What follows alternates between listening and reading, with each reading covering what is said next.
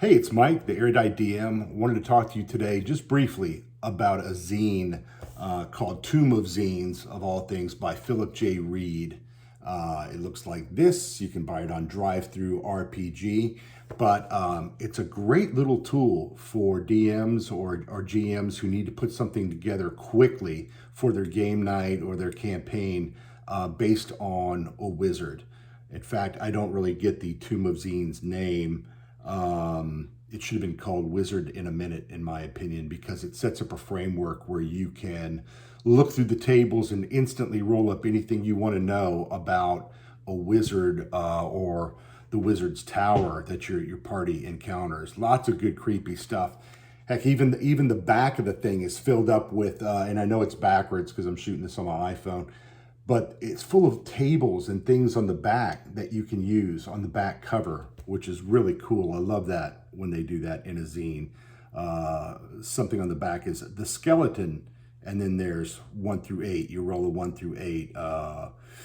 It's a trap, don't touch it. Wears a random magic ring. Is bait, goblins are nearby. Lays on a minor treasure, and so forth. And kind of one table just kind of fills into another table very in a natural sequence that gives you great ideas at short notice. So you don't have to do all that preparation, all that planning, which, by the way, is terrific for playing solo as well as playing, online or in person with your friends.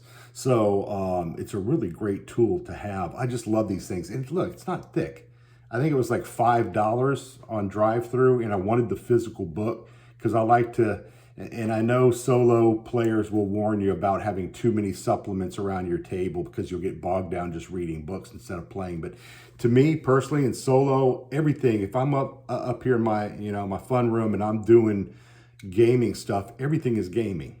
Okay. And I'm having just as much fun if I'm doing the preparation as much as moving, my players around and interacting with the world they're in.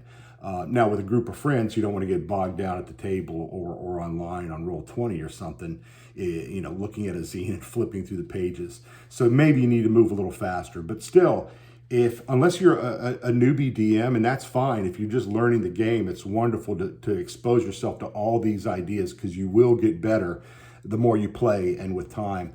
But if you're an experienced, DM, man, you could run with this right at the table and just, move your party right along. And I'll give you some examples real quickly. I don't want to make this a very long video. But it reminds me also of something I heard Friday before last. If you follow the Second Watch, which is a late Friday night live stream from Lord Matthias, others say Lord Matthias, but his name is Matt, and you can find them on YouTube. Lord Matthias, Matteus. So I'm going to say Lord Matthias until he tells me otherwise.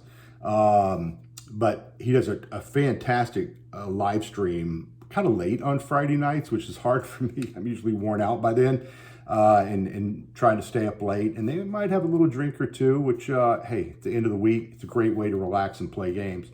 They had Chubby Funster on the other night, and he was talking about all the things he's working on, which looks like, and I know I'm going one sidetrack to another here, sorry.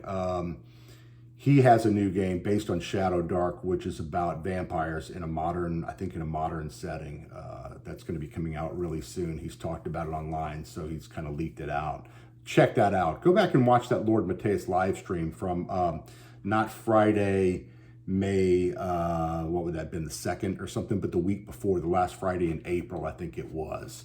And watch that episode. It's kind of long. They talk a long time, like two plus hours or something, but you'll learn a lot of things. Anyway, the whole reason I told you about Lord Matthias and his wonderful live stream is because Chubby Funster was the guest, and he was talking about Shadow Dark and all the things he's doing. And he pointed out something I guess I'd never really thought about before, because I've always been a prep is play guy. I love to draw out continents. I love to give them all names. I love to think about the rulers and all that stuff. And I know my players don't care as much. That's okay. It's fun for me, right? I'm kind of flipping to where playing Shadow Dark and even Solo Dark, I build my world one step at a time. I'm going out instead of out in, if that makes sense. So I start with a couple of hexes and I start to build out. Now I might have some ideas of what the region looks like, but certainly not the whole continent or the whole world by a long shot. And I'll have a couple of cities in mind, a couple of towns, but then I'll throw in villages based on the hex crawl and where the players go. And I'll let them know kind of, lore about the region, what they might have known or understood to that point, so they can make their decisions about where they want to go and what kind of experience they want to have, because it can't be all about me and what I want to play at the table, unfortunately. So Chubby's idea was that, the great thing about Shadow Dark is you don't have to do all that prep. The tables, and I wish I had my book here, but I think I left it downstairs. The tables in that book let you make up things on the fly so easily, whether it's a settlement, or an encounter in all kinds of different, biomes, whether it's Arctic desert, forest, even in cities, etc. You can build out your town. You can throw dice and do a quick map at the table with players. You get adept at this, and they're not going to be waiting hardly at all for you to put something together at the table. And the hex crawls are built this way as well. Now, I understand the hex crawls in the new Western Reaches, which I did the Kickstarter, and I can't wait to get in my grubby little hands. I understand they open it up a bit more, and there's all kinds of other ideas for your game and expanding on the fly for cities and towns and settlements and so forth.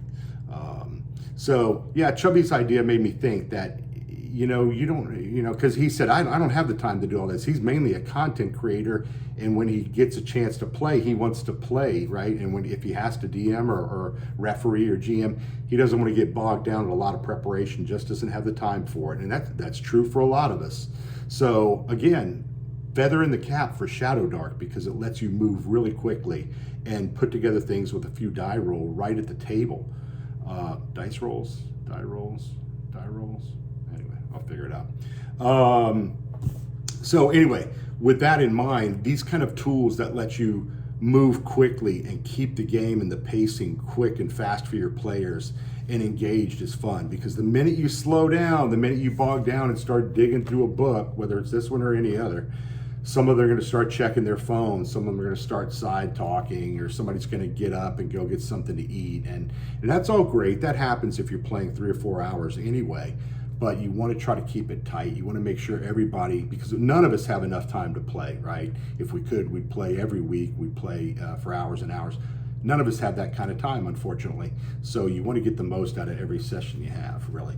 So back to Philip J. Reed and Tomb of Zines here with some really cool artwork. It was edited by Lex Morgan, and the artwork inside, let's see, I don't have my cheaters on.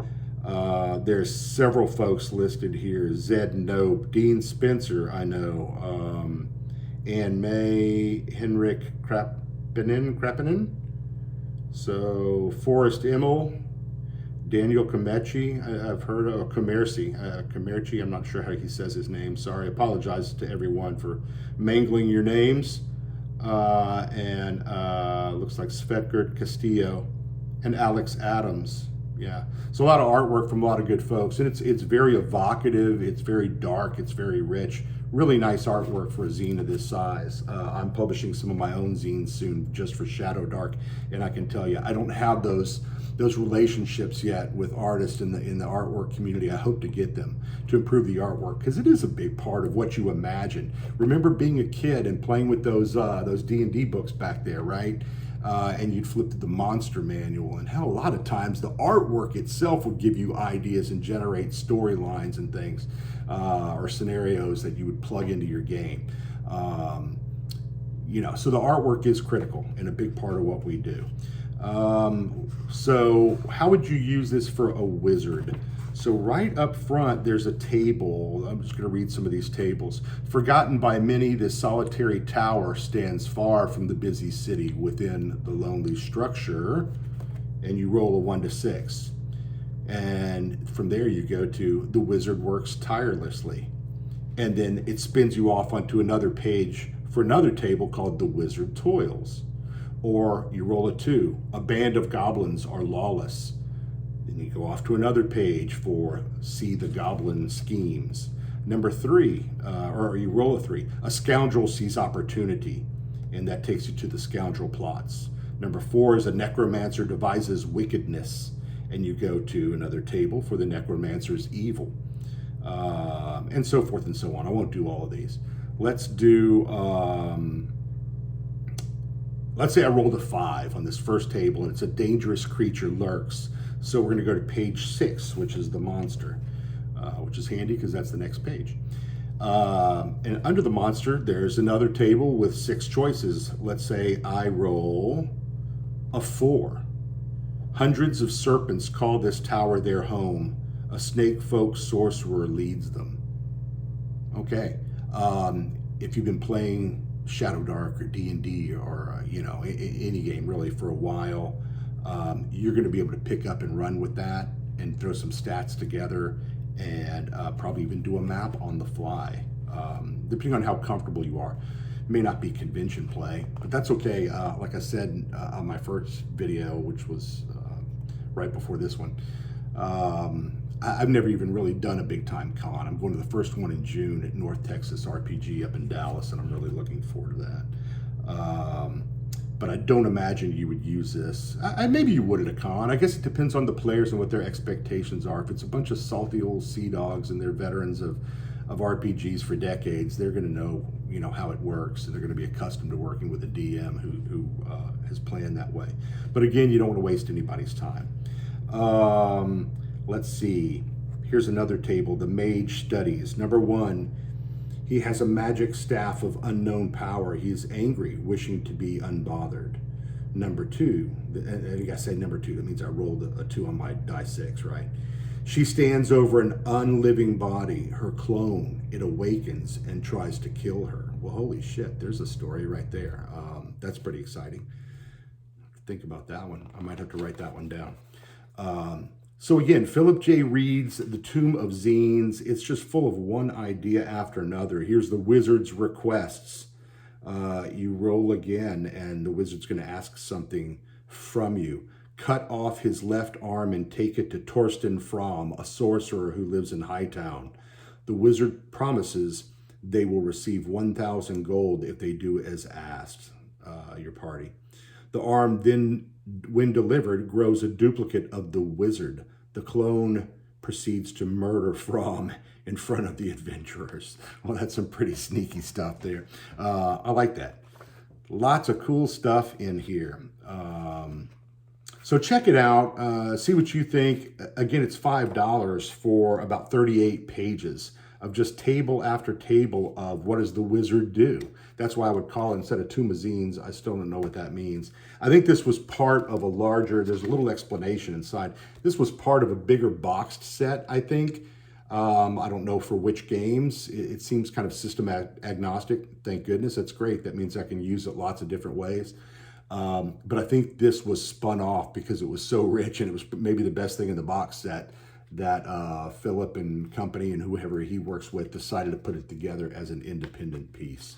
So do check it out, and I'm going to put everything in the comments again where you can follow Philip on X, or the link for drive-through where you can go get this thing for $5. And I don't know, maybe it's cheaper for the PDF.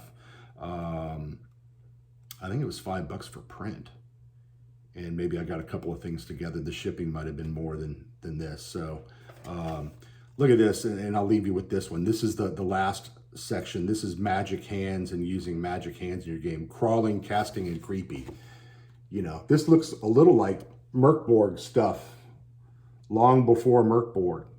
So I know you can't read it because it's backwards. Apologies, but I'm kind of stuck with this iPhone right now. But let me know in the comments if you're having trouble hearing me, the sound, or if it's noisy, or the light looks okay to me. But if you have a problem with it, please make your beefs known in the comments.